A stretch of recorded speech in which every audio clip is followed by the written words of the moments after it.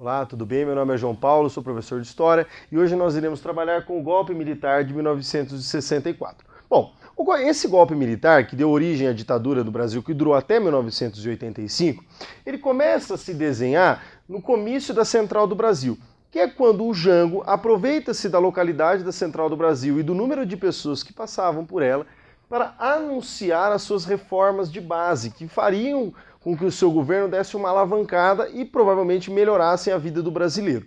O que acontece? Como esse comício gerou uma série de repercussões, tanto positivas quanto negativas, a ala conservadora do Brasil juntou-se e organizou a Marcha da Família com Deus pela Liberdade.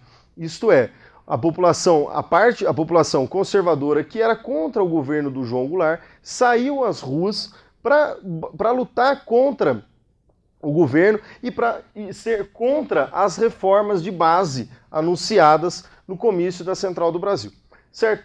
O que aconteceu? Esse clima de desordem vai fazer com que as guarnições militares se sublevem, que elas acabem se amotinando. Esse é o contexto. E aí gerará o motim dos marinheiros, que será organizado pelo cabo Anselmo, que até então era considerado um apoiador do governo.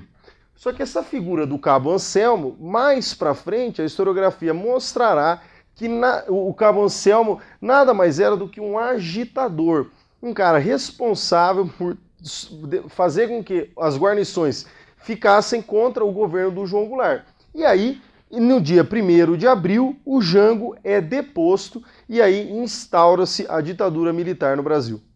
Após o golpe que tirou o João Goulart, que fez com que ele se exilasse no Uruguai, os militares chegaram ao poder. E aí, logo naquela sequência do dia 1º de abril, nos próximos 10, 20 dias, o governo vai aprovar ou vai criar a doutrina de segurança nacional, que foi, na verdade, que é embasada numa doutrina criada lá nos Estados Unidos para combater os comunistas, para lutar contra a presença dos negros e assim por diante. E aí nós podemos caracterizar como um combate à subversão, tanto dos comunistas quanto da população que era contra o regime, da população que não apoiava e daquela parte que realmente, no futuro, em breve, pegará em armas para lutar contra a ditadura. Certo?